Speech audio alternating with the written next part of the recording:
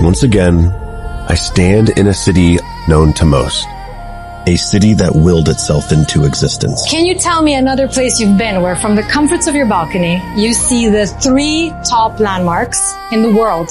It was built from a vision. From sand and sun. From ambition bold enough to defy reality. That's good. Look at this. Look, I know you said I'm going to be in store for an adventure, and you're the guy if I'm looking for an adventure. From the barren desert to the sea. I am the guy, yeah. From tents to towers that pierce the clouds.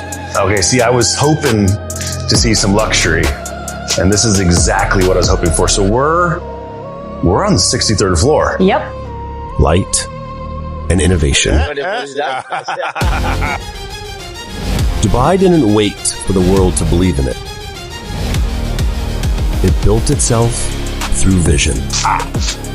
If this is how we're starting, I cannot wait what we have in store for us next. And now, I've come to see what that dream looks like up close. From built wonders of the world to where it all started.